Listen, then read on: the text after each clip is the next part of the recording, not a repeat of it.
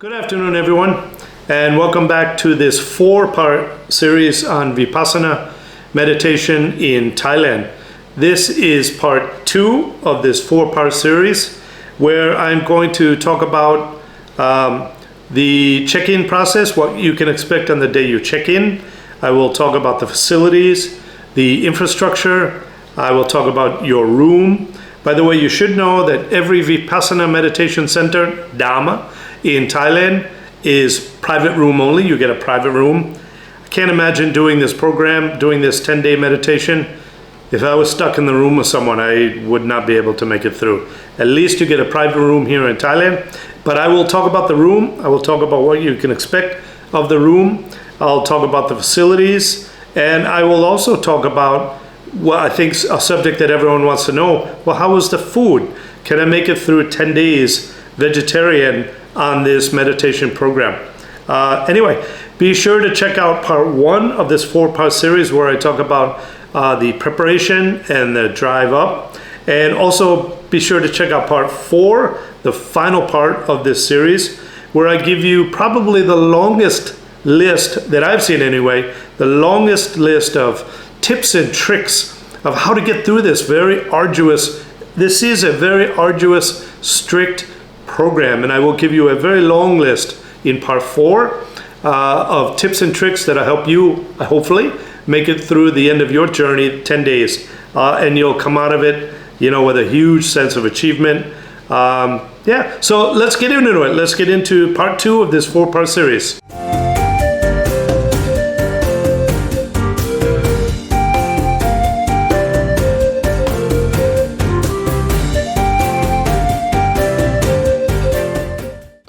Okay, so let's first talk about what happens on the check-in day, or the day that you check in to this 10-day, it's actually you're there for 12 days, but they call it a 10-day Vipassana meditation instruction.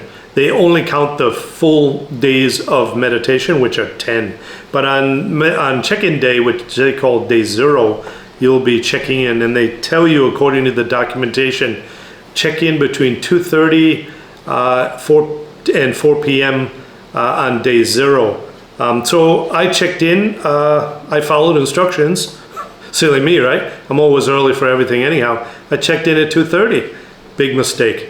Be sure to check out part 4 of this series, where I give you a very useful tip on the optimal time to check in. That'll be in part 4. Anyway, I checked in at 2:30. I didn't think anything of it. I walked in, and there will be a series of tables with Dhamma workers behind the tables, checking everyone in to the meditation course, a 10-day course. You need to register prior. They don't do walk-ins, so you do need to register prior to arriving at the meditation center. Get onto the Dhamma website. It's an excellent website. You can check every center, their availability, and the schedule. There's an interactive map. It's a very, very nice website. They've designed it really, really well. They've taken all the guesswork out of it. Register there. You'll get a confirmation email back confirming your registration. By the way, if you're going to cancel, make sure you give them enough time. These programs, or this meditation instruction, is very, very popular. Some centers are booked, a year in advance. So if you are going to cancel, be courteous and give them a heads up. Just give them an email and say, look, I can't make it for whatever reason. But anyway, so you pre-register, you show up, and you'll check in. You'll give them your name, and they will check the list to make sure that you have pre-registered. Then they will ask you for your passport, for your visa in Thailand. They will check your visa. And then they will ask you to fill out a simple questionnaire. The simple questionnaire contains things like your name, address, emergency contact in case you go insane, telephone number, email, and then they'll ask you for a brief medical history, nothing too complex. Do you have any physical ailments that we need to be aware of? Are you a potential heart attack or a stroke victim? And then they'll ask you, of course, do you suffer from any mental illnesses or any addictions, drug or alcohol, that we need to know about. So you'll fill out the questionnaire and then hand them back the questionnaire. And here is where you should probably ask for a chair at check-in. Ask if you're like me, I needed a chair. There's no shame in it, by the way. Goenka is very clear that pain, physical ailments, etc., should not be an impedance to Vipassana meditation. So there's no shame in it.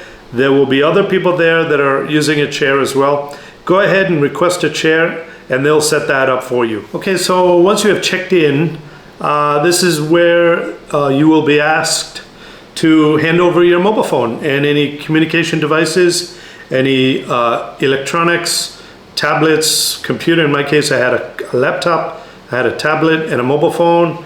I handed over my mobile phone, I handed all over. I didn't cheat.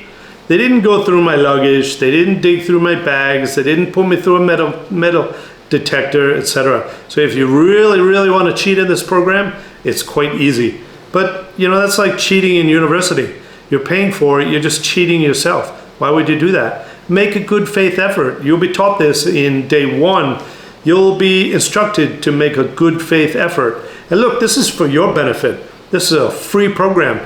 All these people that you see in the room, you know, they're not getting paid. They're doing this for you, on your behalf. So don't cheat. You're just cheating yourself.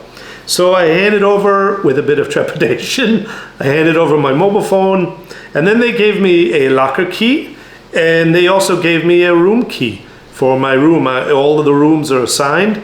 By the way, this room assignment is also your sitting arrangement in the meditation hall, and it's also your seating arrangement in the cafeteria for food.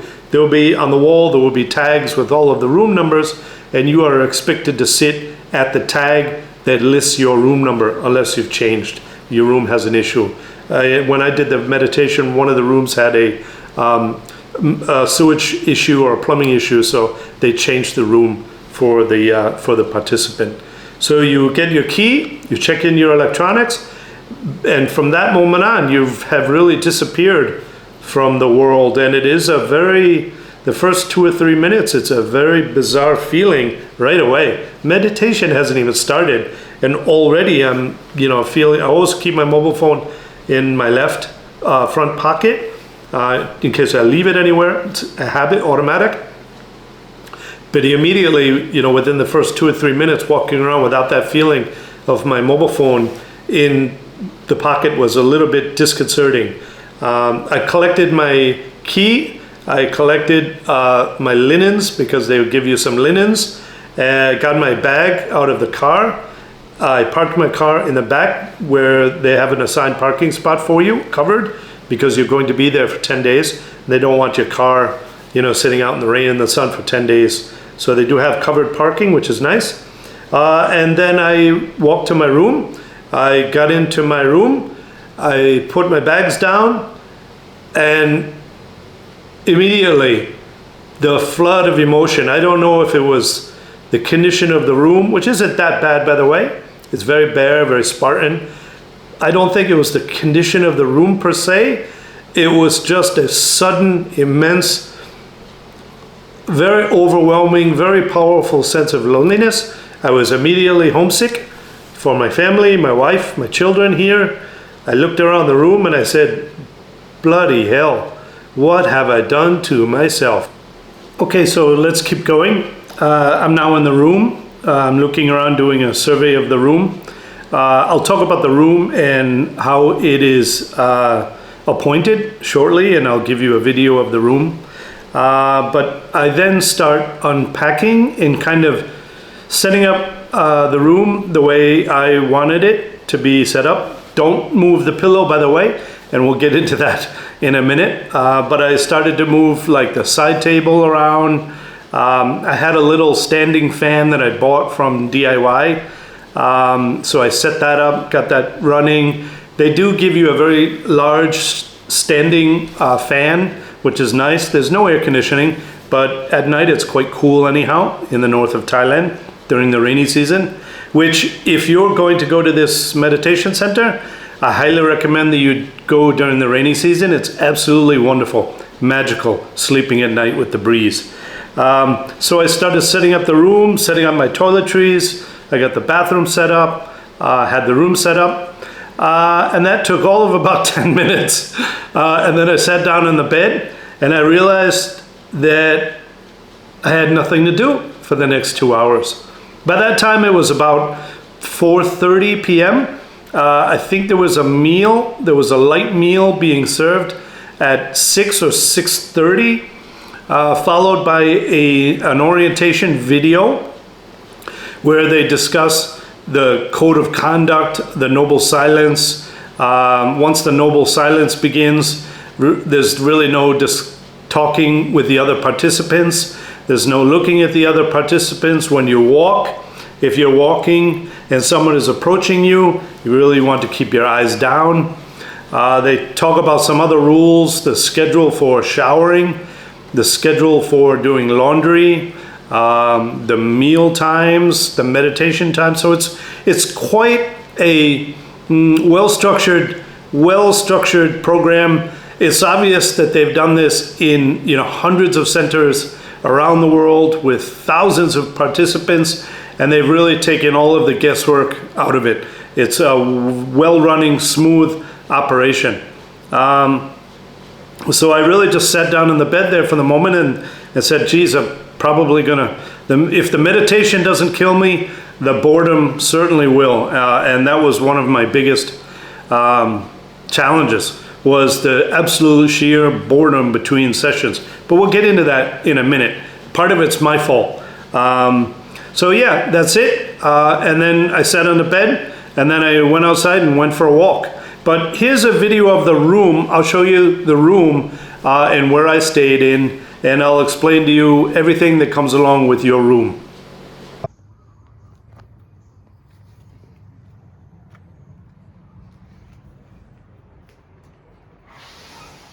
Okay, so this is just a quick video of the room.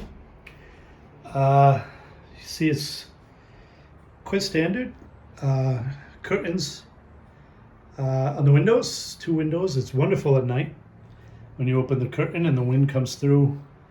There are screens on every window so you don't have to worry about mosquitoes. Here's the bed. I was able to make the bed up really, really nice. You get a standing fan. You get a clothes rack here. A little table. You could put your knickknacks. I kept all of my medicines, nasal spray. I brought 2 watches in case one ran out of battery. I also picked up a little alarm clock, which was really, really helpful for me, so that I could watch the time, 4 in the morning. I also picked up a little standing fan at DIY.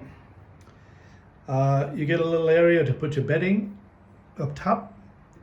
This bed I would break down and then make back up probably about 10 times a day because I wanted to keep it really, really clean.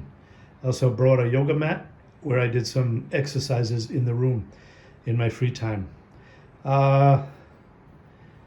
See here the bathroom? It's quite okay, it's fine. It's quite clean. You have a sink and your toilet. Place for your shower toiletries. I highly recommend you bring your own shampoo and soap. And then you have a little mirror, and you have a vanity as well, and an area to put all of your personal items, personal grooming. And I kept myself really, really well cleaned because I wanted to be fresh going into each of the meditations. I didn't want to be hot and sticky. And also I think it just contributes to a positive feeling. So that's the room. You can see it's quite okay. It's nothing special, but it does the job. And again, it's free. You're not paying for any of this. You're not paying for the room. You're not paying the electricity.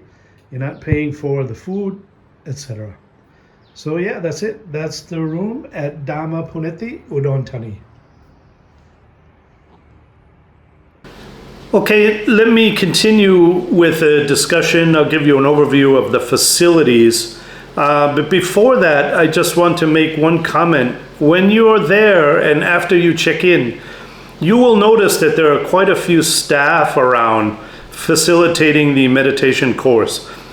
Don't be like me and make an assumption that these are paid staff or staff that are there, perpetually, all the time and facilitating each of the courses.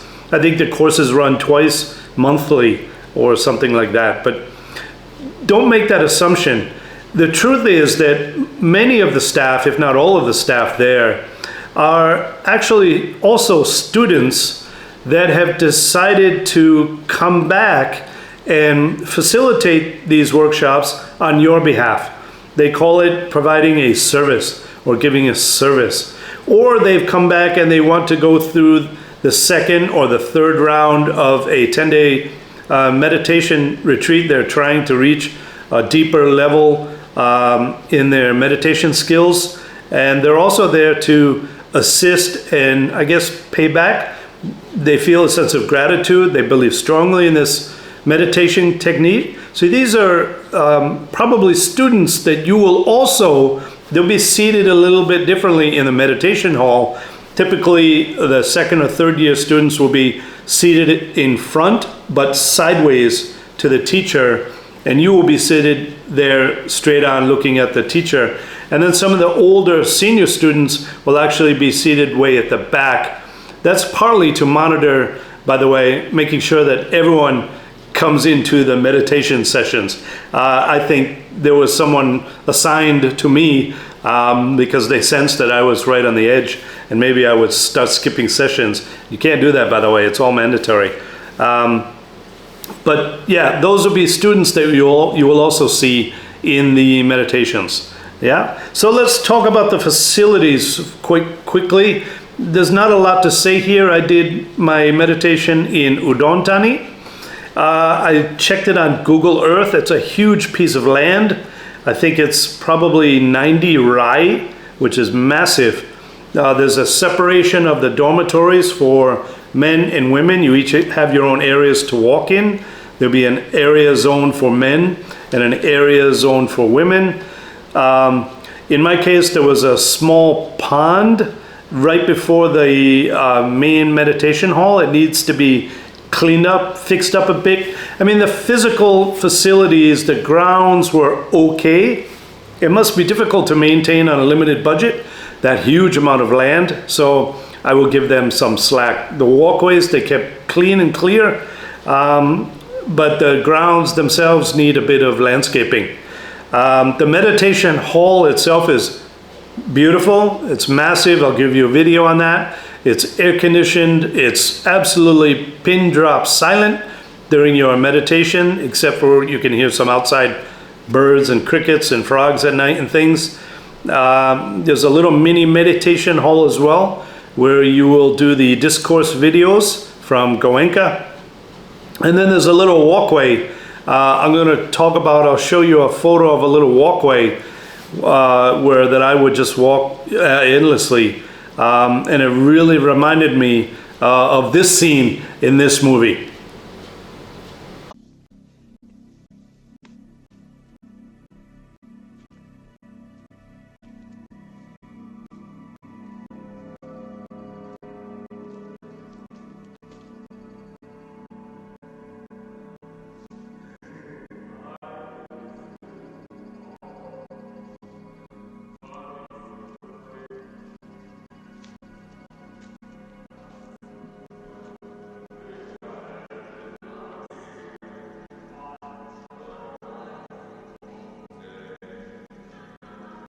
Push me now, Laura.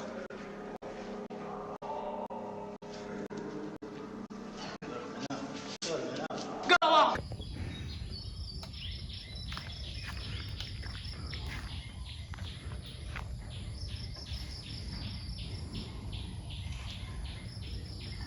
It's just a quick video of the facilities.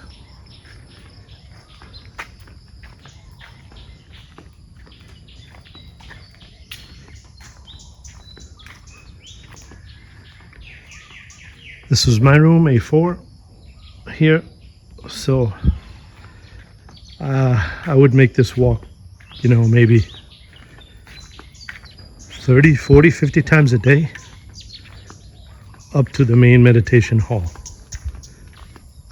And these are all the rooms. This is the men's side. The women's side is on the other side of the plot of land here. Has to be at least 15 rai. Huge piece of land. I understand that it was donated.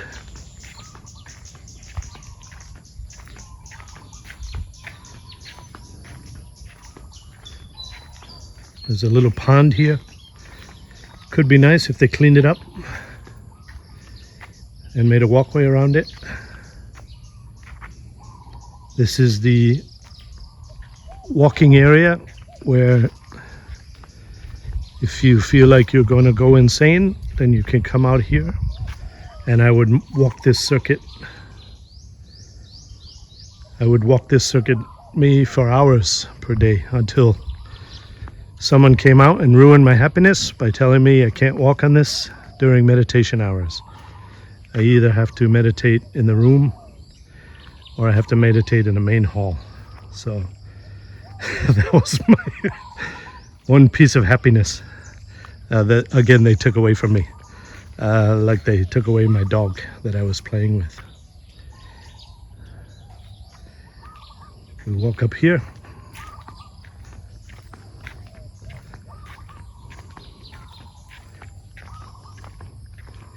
This is the main meditation hall. It's beautiful, huge, modern, excellent sound system, excellent air conditioning, excellent ventilation.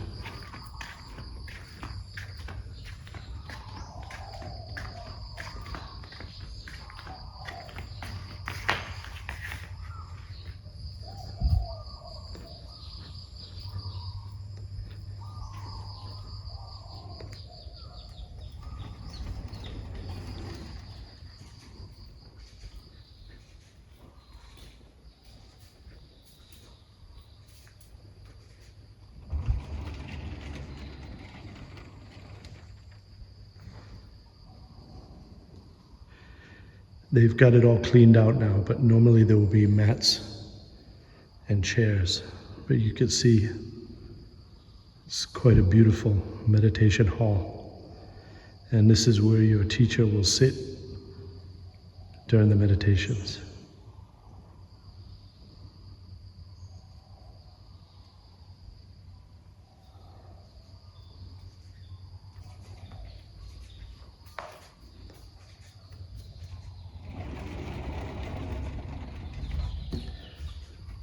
And that's really it. That's it for the facilities.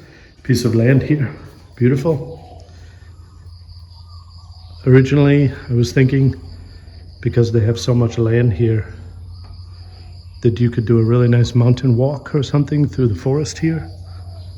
But apparently there are quite a few snakes, so I don't think a forest walk was ever completed. Anyway, that's it. That's the facilities. Okay, so let's talk about a subject I think that everyone wants to know, and that is, how was the food? I've read on the internet that the food at these Vipassana meditation courses is amazing. For me, the food in Udon Thani was just okay. I never felt hungry, by the way, at all, even though I was only eating a very, very small breakfast, I think at 6:30 a.m. And then I would have a midday lunch, I guess you would call it, at 11 a.m. And then there was an evening snack, I think at 5 or 5:30. I'm not doing any exercise. I'm not really expending any calories during the day. You're sitting and meditating. So I never really felt hungry at all. There are snacks at night.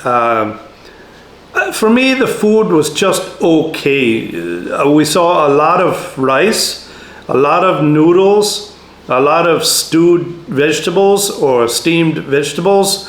One day there was a nice spaghetti with some sort of a tomato sauce, which was a nice break.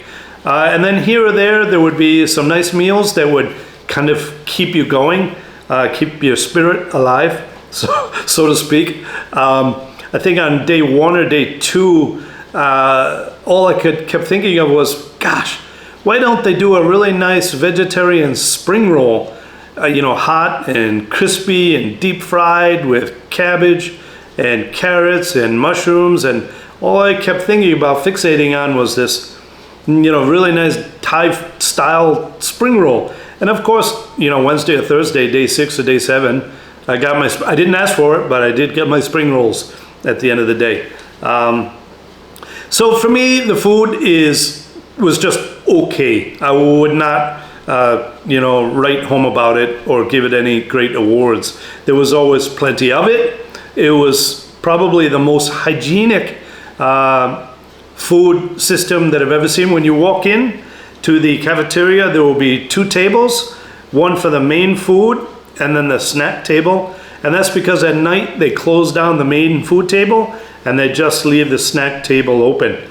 So absolutely clean food, the hygiene, the sanitary conditions of the food were immaculate.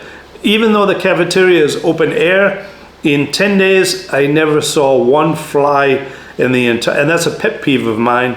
I don't think anyone likes flies on their food, but I never saw one fly, no exaggeration, I never saw one fly in the whole cafeteria. So the food, hygiene, sanitary conditions are top shelf. Absolutely perfect. Probably better than many 5-star restaurants that I've seen.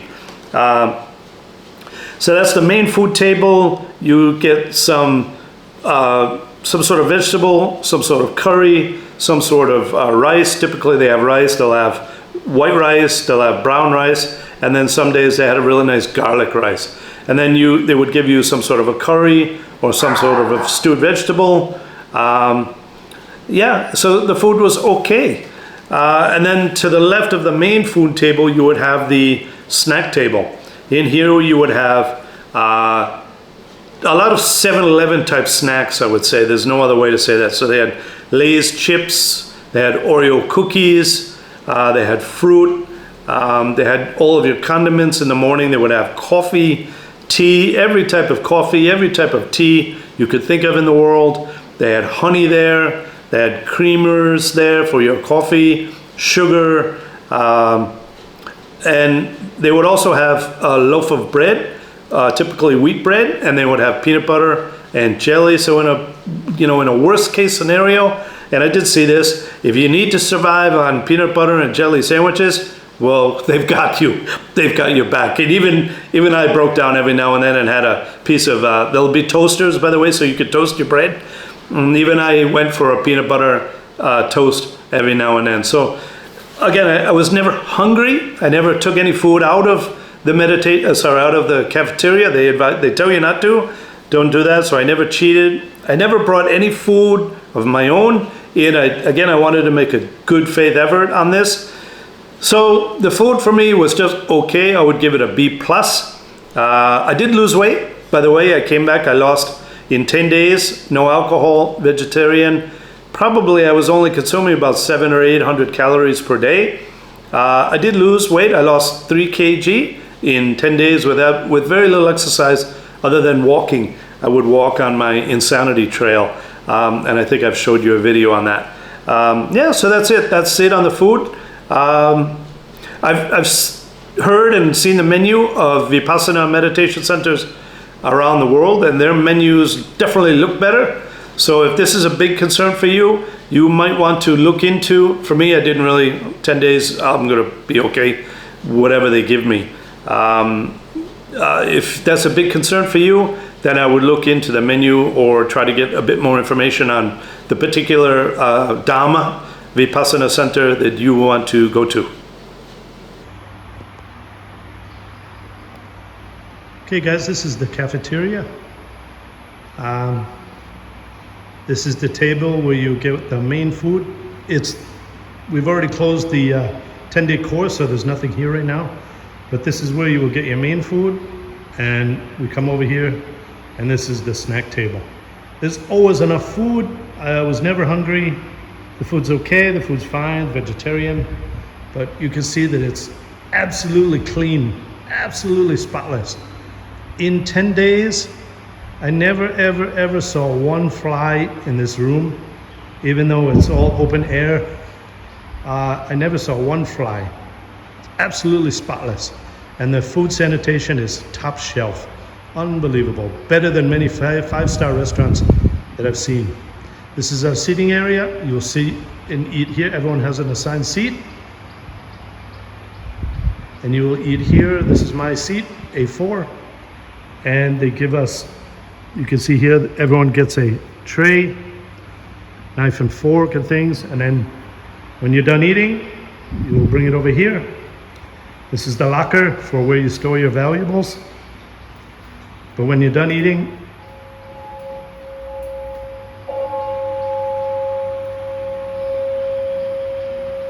that's the temple bell, by the way.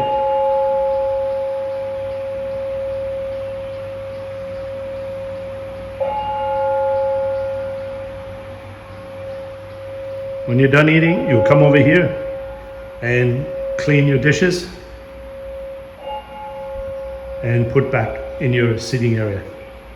So really nice setup, super clean, super convenient, and super purposeful.